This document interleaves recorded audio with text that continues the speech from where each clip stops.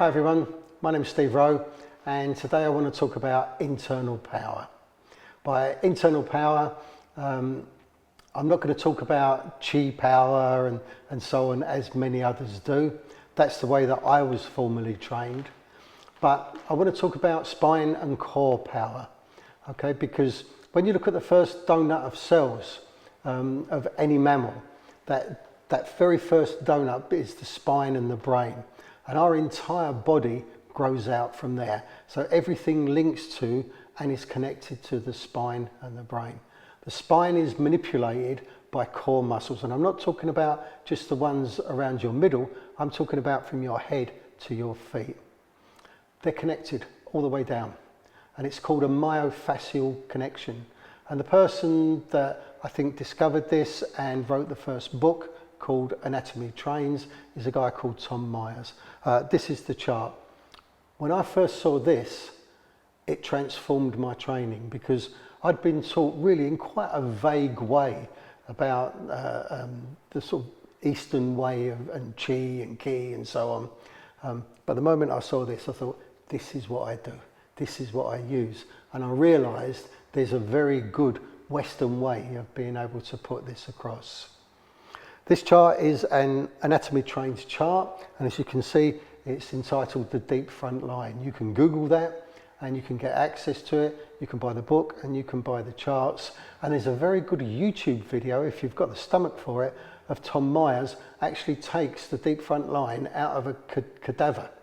He cuts it out and draws, and you can see it's connected from the head to the feet. Absolutely incredible, worth watching.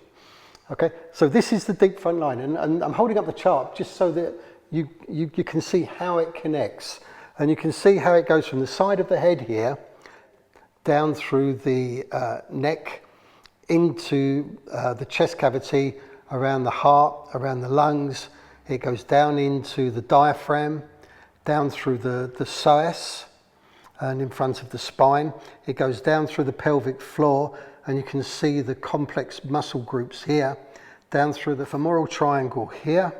You can see it goes round behind the knee, as you can see in the other diagram here, and it goes down through the calf and under into the arch of the foot. Traditionally, we're taught the 4 pumps of chi are the arches of the feet, the Ming Men at the lower back and kidney area, in between the shoulder blades, and the occiput here. And the pumping of those 4 pumps the chi around the body. But in effect, you can see how the whole deep front line, the whole body core that manipulates the spine actually pumps. There's 8 core skills. Right? These are the skills you've got to have with this deep front line. I call it the body core because that makes sense to us. The 8 skills are soften and connect. And that's something that you've got to be mindful to do all the time. You've got to be able to soften down through this core and connect down to the feet, so you can constantly aware of the connection of your entire body down to the feet. So soften and connect, open and close. So that means not pressured, but just open and close. Then you've got stretch or compress, twist and release. And the release can come after compress or stretch or whatever. So, you know, they don't necessarily go in groups of 2. But soften, connect, open, close, stretch, compress, twist and release. They're the 8 skills of the core. Now we know the spine goes mobility, stability, mobility, stability. That's what keeps the body stable, but you've got areas of it that move. And the manipulation of the spine is what gives you real power. The connection from the feet to the floor, through the pelvic girdle, through the core, making the spine bow, twist, release and so on, is what, you know, how you realise the deepest power of your body. We talk about either 5 bows or 3 bows. Nowadays I talk more about 3 bows, the bow of the arms, the bow of the legs and the bow of the spine. If you can connect those 3 bows, and be able to use soften, connect, open, close, stretch, compress, twist and release as your sources of power, whatever techniques you do, look to see how you can use those and you can realise your internal power, and you'd be really surprised at how much power you can raise from that.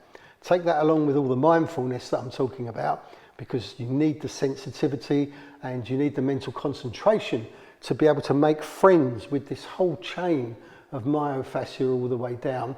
If it's stiff or it's locked, to be able to release it, that's what you're after.